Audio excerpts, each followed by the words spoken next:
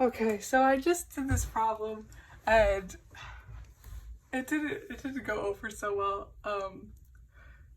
I'm gonna hope that this is okay of not erasing it all and drawing it again.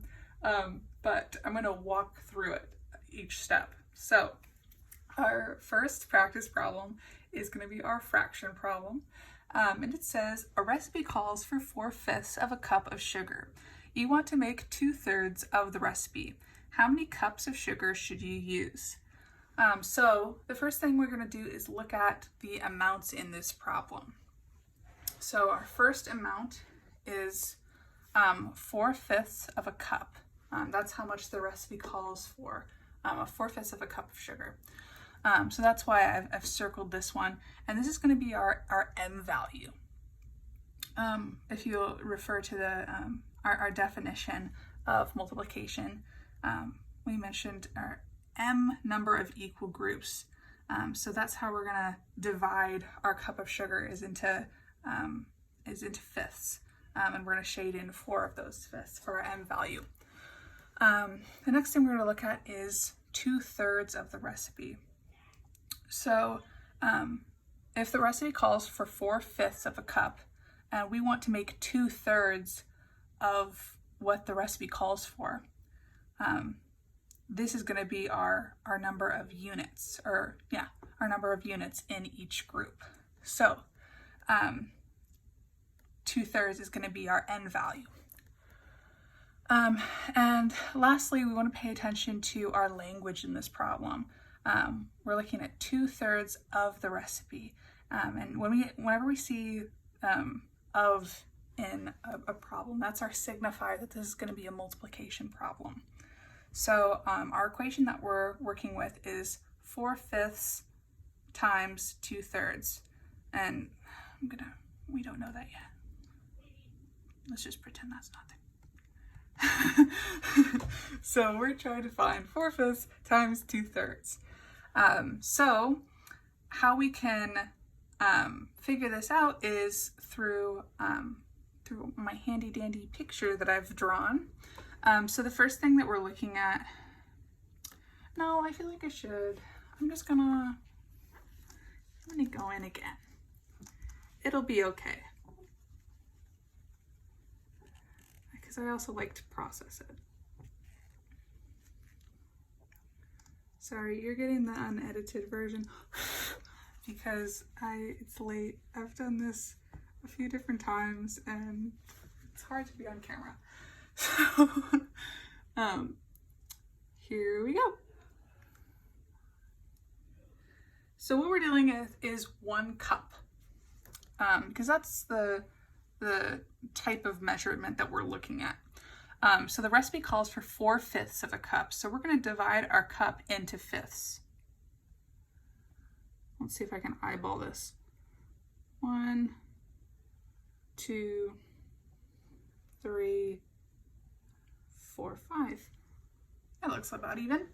And we're going to shade in 4 of these 5 parts. 1, 2, 3, 4. So this is going to signify the amount of sugar that the recipe calls for. 4/5. Probably didn't need to write that, but this is the amount that the recipe calls for. So of this amount, we're trying to find 2/3 of that amount. So to do this, since we're working with cups, we're gonna divide our cup into thirds.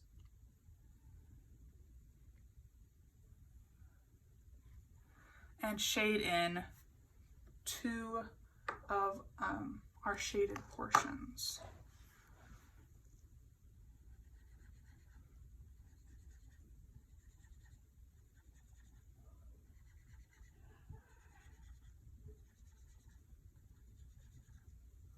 Perfect. All right, so now for our multiplication part, we're gonna count up total of units that are both shaded by our number that the recipe calls for, as well as the 2/3 of the recipe. Yeah, I hope that made sense. So we're counting. So 1, 2, 3, 4, 5, 6, 7, 8. So that's going to be our first number, 8. And our second number is going to be our total number of units within our 1 cup. So I'm going to start over here just from 9. So 9, 10, 11, 12, 13, 14, 15. So that's going to be our denominator. Oh. Poor Taryn, I'm sorry I butchered your pens. So here we can find, oh, and the reason that I included this portion here is because our question is asking how many cups of sugar should we use. So that's why I'm not just including only this portion, because we're looking at how many cups in total. So I want to include the units from the total 1 cup. So 4/5 times 2/3 is equal to 8/15. So if a recipe calls for 4/5 of a cup of sugar, you want to make 2/3 of the recipe. How many cups of sugar should you use? You should use 8/15 cups of sugar. So looking at this problem, another way we could do it is multiplying straight across, as I've done here. So we could do, so the 2 numerators multiplied and then over the 2 denominators multiplied. So 4 times 2 over 5 times 3, which would give us 8/15. And this kind of acts as a visualization of what we're doing here. So our number 8 is our number of units that both are called for in the recipe and fit this 2/3 of the recipe. So this section is equal to this number. And 15, that's going to be our total number of units. So that's this entire thing that the cup is divided into. So I hope that's enough of an explanation. I think it is, so I'm going to go ahead and move on to our next problem.